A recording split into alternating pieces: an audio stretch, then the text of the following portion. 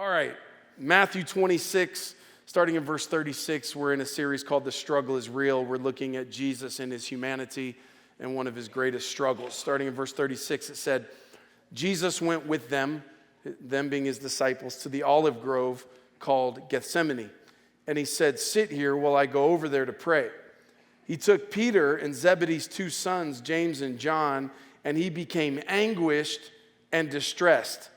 He told them, my soul is crushed with grief to the point of death. Stay here and keep watch with me. He went on a little further and bowed his face to the ground, praying, my Father, if it is possible, please let this cup of suffering be taken away from me.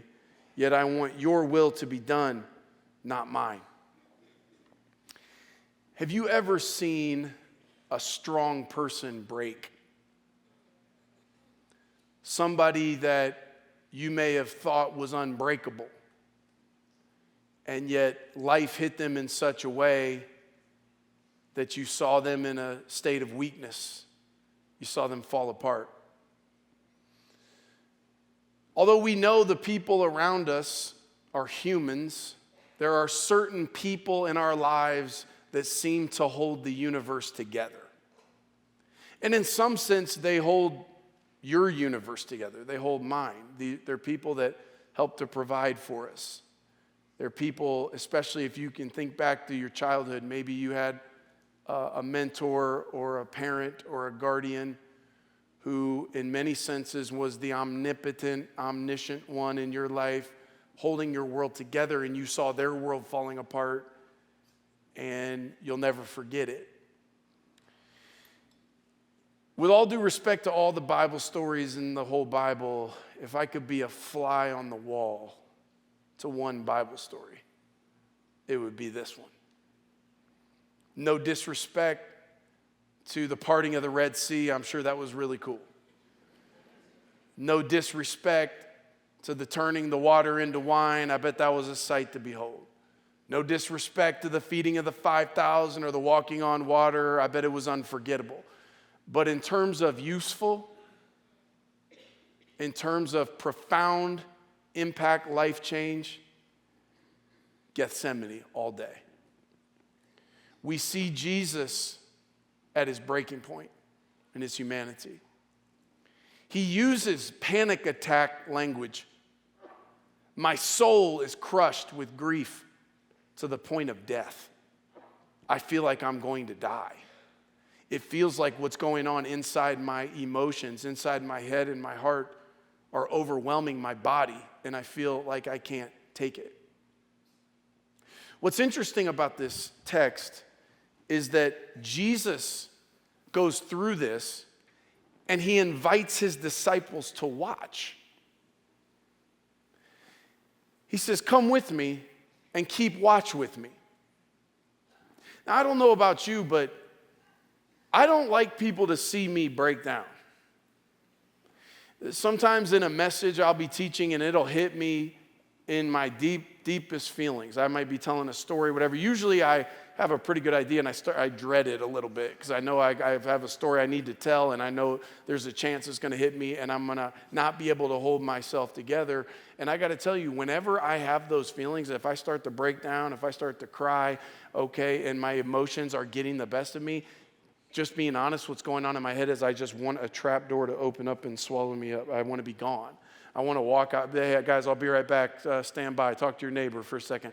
I want to go out here. I want to get myself together, and I want to come back because I want to be strong. I want you to think of me as somebody you can count on, as somebody that can help hold your world together. I don't want you thinking that I'm weak. I don't want you thinking I'm falling apart. In fact, there's a part of me that kind of selfishly wants my friends and family and my kids and my wife and the people the closest to me someday when I'm dead and gone at my funeral to go, you know, that guy was so tough. He was so strong. He was unbreakable. We never saw him sweat. We never saw him struggle. He just could chew it up and spit it out. With the best of him, he just never broke, you know. And yet you have Jesus who is at his breaking point and he's breaking down and he invites his disciples to come with him. Come watch this.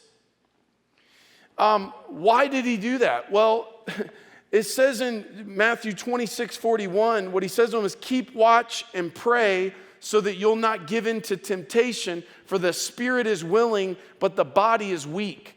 We know Jesus needed support from his friends, but Jesus seemed to be hip to the fact that this might be his greatest lesson to his disciples. Because he's telling them, hey, listen, you're going to need this tonight, but you're going to need it tomorrow, and 10 years from now, there's going to be moments in your life that your spirit is willing. You know what you're supposed to do. You know what a courageous person does. You know what a strong person does. But your flesh can't get you there. And he's like, that's where I'm at right now. So come watch me so that when you get in your situation, you'll know what to do. And this is why I would tell you, if you are that strong person in people's lives who are holding their universe together, it's okay for them to see you work your way through a struggle in a healthy way. And Jesus gives them a model. I mean, look what he says.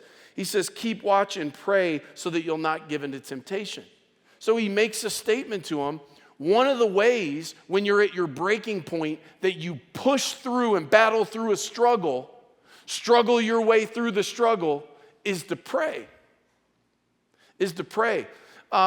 You notice the prayer that he prays, right? We just read it a second ago. He said, praise to God, Lord, Father, take this cup of suffering from me. Take this thing away. Take this out of my life. But he says, but not my will, but your will. Okay, think about that now. Where else did we hear Jesus say that? When did he talk about, God, your will be done? Remember the Lord's Prayer? Okay, we're in Matthew 26 here, but if you were to backtrack to Matthew 6, you would see he teaches his disciples how to pray.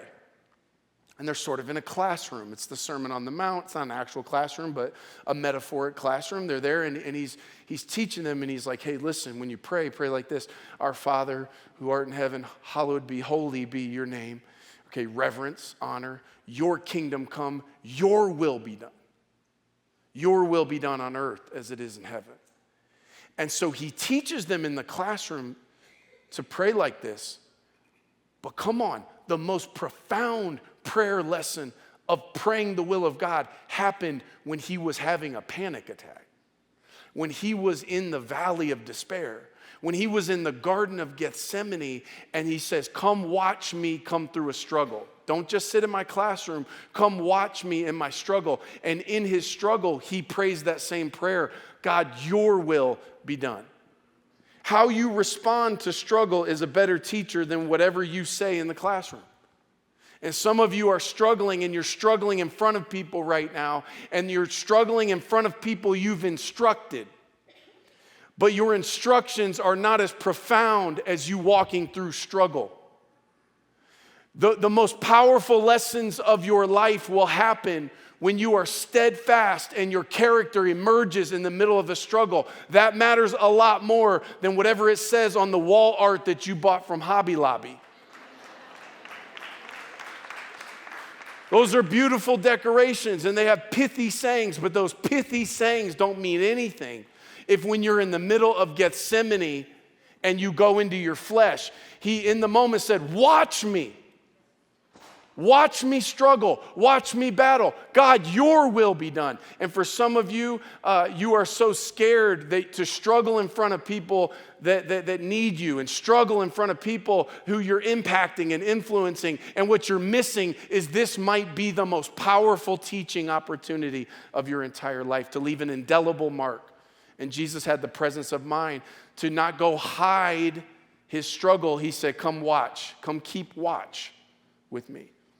I want to give you 4 things we learned from Jesus praying his way through struggle. The first is make time to pray. You got to make time to pray. Often when you're in the middle of chaos, and there's chaos out there, and there's chaos in here, we get to where we're reacting, and we're reactive, we're responding. And what we see is a pattern from Jesus all through his ministry, all through the Gospels, is that Jesus was proactive about making time to pray.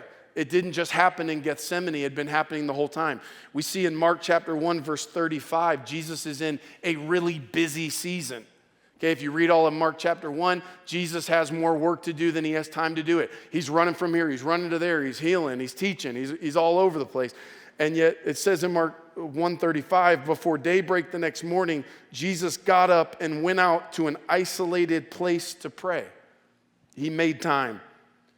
We see in Mark 6, the famous story of Jesus feeding the 5,000, but that story happened on the tail end of Jesus getting the news that his cousin died.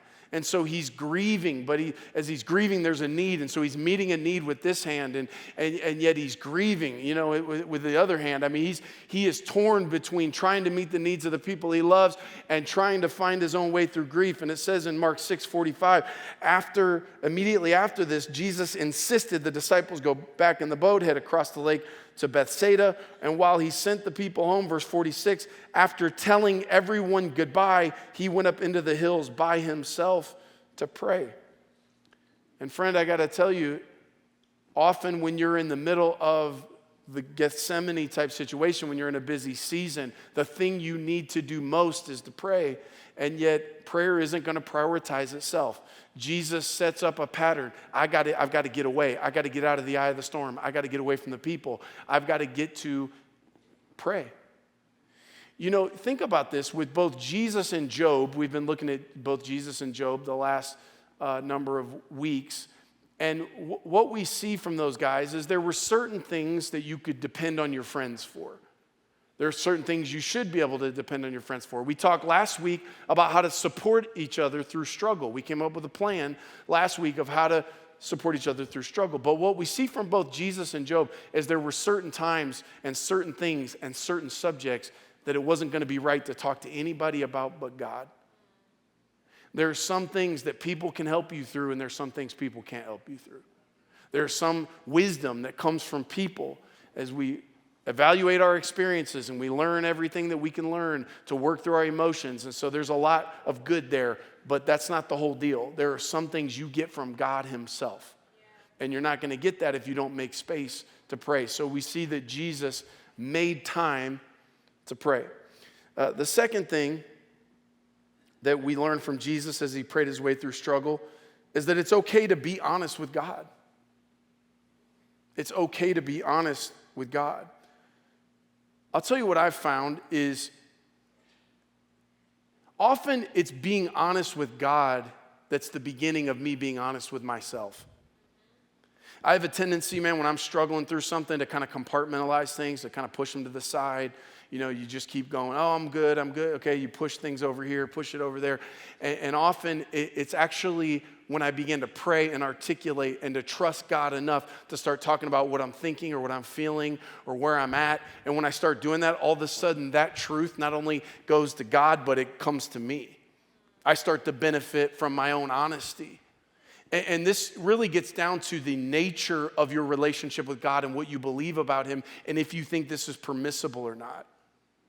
And I want you to know there is nothing that you cannot say to God. I know it's a double negative, but I'm going to say it anyway. There's nothing you can't say to God. In other words, you can say anything to God. You can bring your honesty, your honest self to him. And I got to tell you this, it's one of the, I think, hang-ups that we have is we're worried that we're going to offend God or we're going to throw him off or that we're going to, I'm not talking about dishonoring God, hurling insults at God. I'm not talking about that type of thing. I'm talking about being honest, honoring God with the honesty of your thoughts and your heart. And I think one of our issues, one of the hang-ups with God is that we take an anthropomorphic view of God. So in other words, we know we're made in the image of God, but sometimes we make God in our image. And so a lot of the patterns we learn in interpersonal human relationships, we then put onto God, and it's not applicable. So for example, I've noticed throughout the course of my 43 years on this earth, a lot of times people ask me what I think, but they don't really want to know. Good, I'm glad to know I'm not the only one. A few nervous laughs in the room. I mean, for years, I thought when people asked me, hey, man, what do you think about this? Hey, give me your opinion on this. I thought that's what they were asking. I thought they wanted me to speak into the issue or to maybe help them see a blind spot. So I would honor them with my full transparent thought, thinking, hey, I've got a unique vantage point. They asked me. I don't go around giving unsolicited advice, but you solicited, so here it is. And what I've learned is often when people ask you what you think, they just want affirmation. They just want you to go, you're doing awesome. Wouldn't change a thing. I've come up with my own line. Hey, I'd only change one thing. And they go, what? And I go, nothing. Because often people don't really want to, they don't want to have a real conversation like that. So what do? We tiptoe around God. I'm worried I'm going to step on his toes. I'm worried I'm going to tell God something he doesn't want to hear. Man, that is not the case.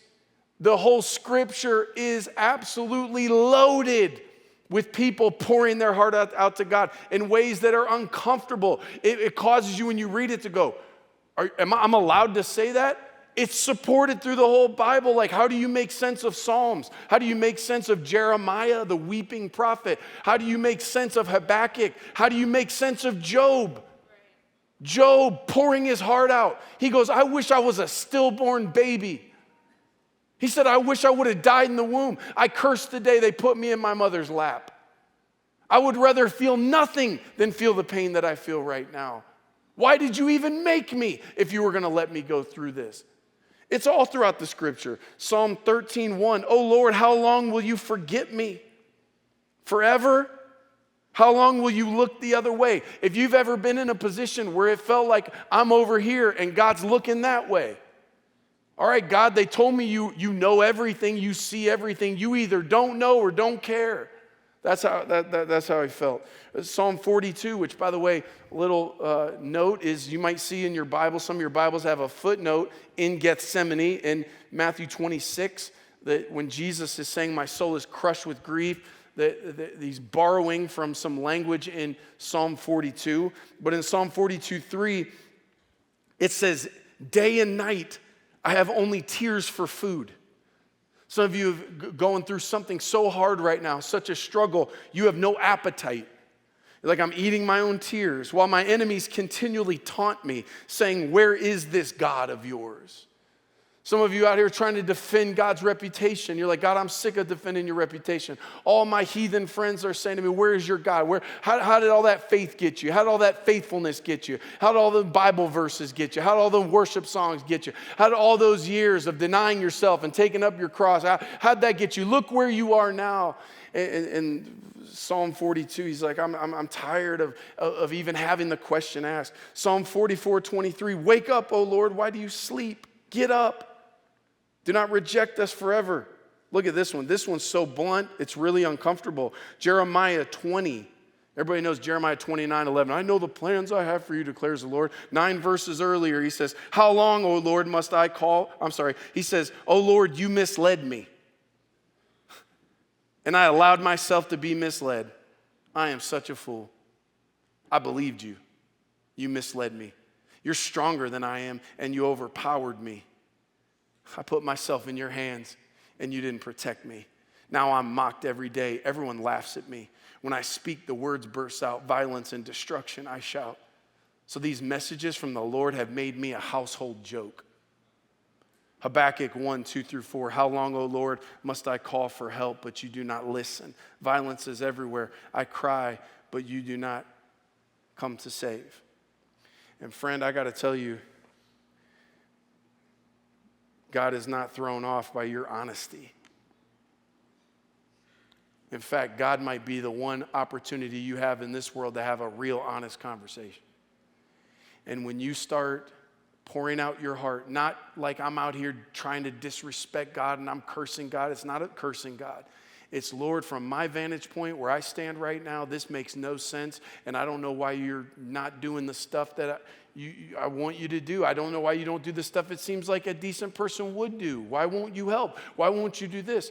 And so you have Jesus, by the way, he's in the garden, and he's like, please take this cup from me.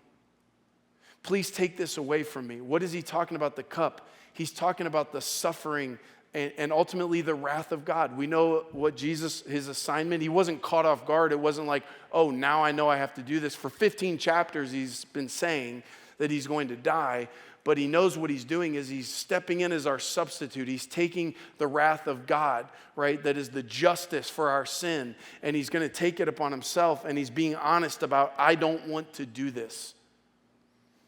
So you can be honest with God. Number 3 is make your request. 4 things we learned from Jesus praying his way through struggle. The third is to make your request. Look at this in Matthew 26:39. When he goes and he bows before God, it says he goes a little farther. He bows his face to the ground praying, my Father, if it's possible, let this cup of suffering be taken away from me, yet I want your will to be done, not mine. And so we see Jesus, he prays like, God, Father, if there's any other way, just please take this away. He's kind of bargaining and begging. Like, I know the purpose, but maybe there's another way to do this. He's getting close to it, and so it's reality starting to set in his humanity. He's like, I'm dreading this. I know what I'm being asked to do. I don't want to do it. Can we bargain here? Can we think about it? Okay, so he prays that prayer. Then he goes to check on his friends who are supposed to be keeping watch with him, and they've fallen asleep. And Jesus gets frustrated with them. And he's like, seriously? I was very clear. I just asked one thing. I just asked you to stay awake, keep watch. And you couldn't, not even for 1 hour? Now, when you read that text, I don't believe Matthew put that in there so that we would feel guilty every time we can't perform or every time we fall asleep. Like it says in the text, their eyes were heavy. They could not stay awake. They were very tired. I don't think the point is that we should live in shame and guilt because in our humanity, we can't do enough. I think that's a slippery slope. You can live with this. I never do enough. I can never do enough. I don't think that's the point. I think the point is Matthew wanted us to see Jesus' humanity and see that he was disappointed with his support system and how he handled it. Like he was agitated. He was frustrated. I asked you to do this and you fell short. And so he's dealing with the disappointment of his support system. But look at this. He goes back into prayer even after that disappointment instead of just quitting and going, you know what? God, if you won't help me, then fine. And if you guys won't help me, then fine. He goes back to pray. And look how the prayer slightly changes in verse 42. So Jesus left them a second time and prayed, my Father, if this cup cannot be taken away unless I drink it, your will be done. So notice he goes from kind of begging and bargaining, please take this cup from me, to, you know what? You can see him coming to peace with his mission. You see him coming to peace with his assignment. You know what? If there's not another way, I can do it. I've got this. I've shared this before, so if you've been here and heard this, just bear with me for a second. But, I've shared with you guys a little bit of some of the prayer journey that I've had with my family. Both of my boys are on the autism spectrum, and I talked about when my son Hudson was diagnosed. He's our older son. It caught me off guard, and every night I would put him to bed, and I would lay my hands on his head while I was putting him to bed, and I would pray for a miracle. I would pray for healing. And I would beg God to heal him. And I was praying like you have never seen every night. Just praying fire. I'm like, Lord, we'll give you glory. God, what could be a better demonstration of your power than to heal this boy? And we will give you all the praise. We'll give you all the glory. Okay, and so I'm praying. I'm using scriptures, man. I'm going into Bible stories. I'm lawyered up. I'm trying to win with God. I'm like, Lord, come on. This would be great publicity, for you. Everybody's talking about making you famous. This would do it, And so, I was all in that. And frankly, it was day after day, month after month. Nothing was getting better. In fact, he was getting worse. And at a certain point, I just ran out of energy. I lost steam. I stopped praying for him. And it really wasn't this fist shaking at God. It wasn't like I was angry or whatever. It was just, I just didn't have it in me. And it wasn't until later when I kind of got my energy back that I looked back and I realized kind of what happened. And so I've kind of shared that because I think I had in my heat of the moment and in my exhaustion, I had a very reductive view of prayer. It was very singular. I was praying a very specific prayer. God, use your power to heal my son. That was what I was praying.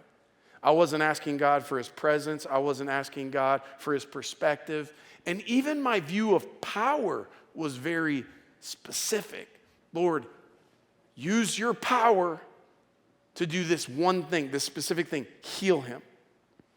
And what I missed and what I really caught here, this last time I've been reading through this Gethsemane thing, is what we see of Jesus was he prayed for God's power to remove the problem. Hey, God, if you can, if you're willing, use your power to take this cup of suffering away, to neutralize the problem. But he moves in his prayer away from just take the cup of suffering to give me the power to endure. Give me the power to persevere. Because there are some things God will save you from, other things God will bring you through. Either way, he's faithful. Either way, he's powerful. And this was something Jesus was asking God to take away, but it wasn't supposed to be taken away. He was supposed to walk through that. That was his assignment. It was part of his mission. Hey, we don't live in utopia. We live on planet Earth. And on planet Earth, there's free will. And planet Earth, there's sin. And planet Earth, there's suffering. There's gravity. Like, we live in a world that there is suffering and there's some struggle you are supposed to walk through. So it's okay to make your request known to God. God, would you take this thing away? But God doesn't always take it away. And he didn't take it away for Jesus. But Jesus started to pivot his prayer from God, take the cup, to God, give me the strength to walk through and to endure.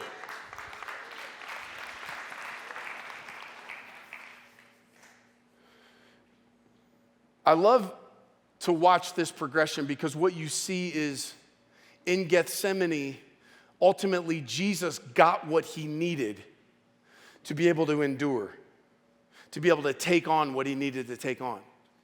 Look at this. It says in Matthew 26, 45, 46, after his support system kept letting him down, he said, hey, go ahead and sleep, have your rest, but look, the time has come. The Son of Man is betrayed in the hands of sinners. Up, let's be going. Look, my betrayer is here, exclamation point. That's verse 46.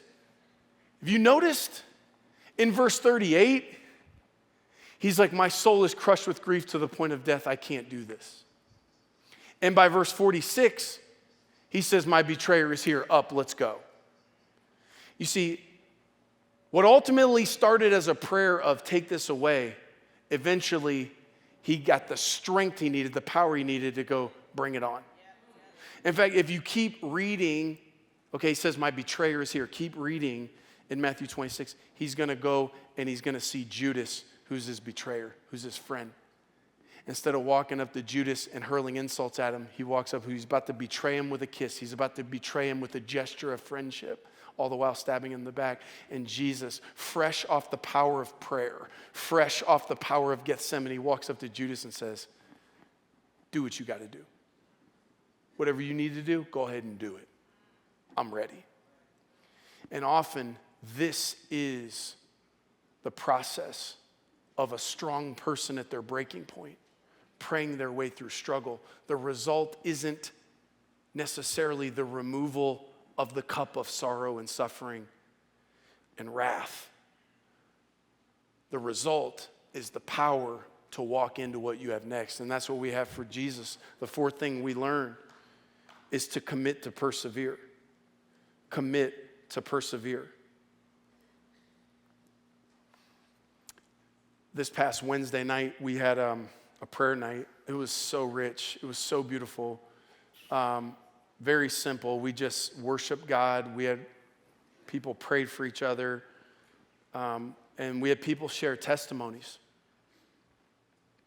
And it wasn't the testimonies, that you often hear, which I don't mean to disparage these testimonies, but often the testimonies all have a very specific happy ending. So it's like, hey, our marriage was bad and now it's never been better. Or somebody's like, hey, I was sick and I had this thing and we prayed and now the thing came back clean.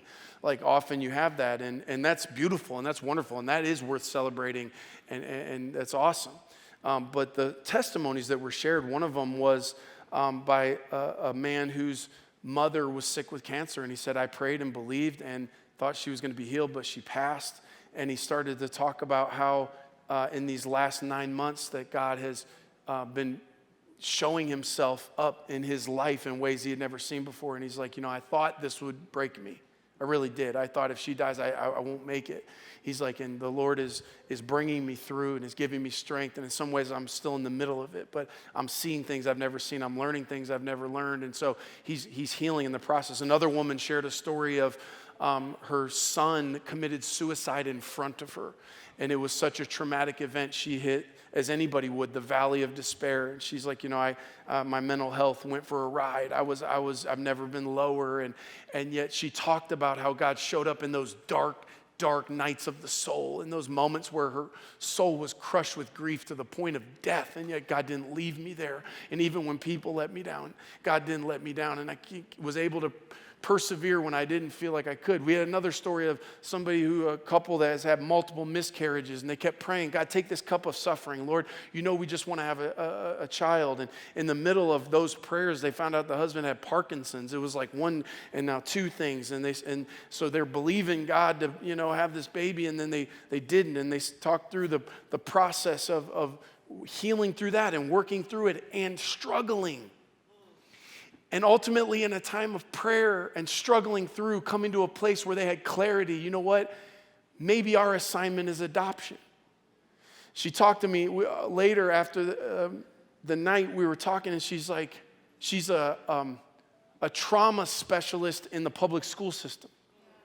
And she said, we just wanted a baby. Nothing wrong with that. Nothing wrong with wanting our own child. She's like, I'm not trying to be cocky. But there's nobody better suited to help a kid who's been to hell and back than me. She's like, I do it every day at school. Why not in my own home? She's like, nobody's better at this than me. She's like, maybe this is what God has. Maybe this is the cup I'm supposed to carry. I've been praying, God, take this away. But now I'm praying, God, help me to walk out what you have for me. So she steps confidently into what God has. Often we have these very specific prayers and we have these very specific expectations of what we want God to do with his power. And today I wonder if it's time to start shifting the prayer from Lord, remove this cup, to God, give me the strength. I end with this in conclusion because I just want to make sure we don't miss it. Go ahead and bring up that last slide. This is what we see in Matthew 26, 36 through 45. Jesus went from his emotional breaking point to asking for help, to bargaining with his heavenly Father, to being let down by his support system, to accepting his reality, to committing to faithful endurance, to walking confidently into the future. How did he do it? By praying his way through.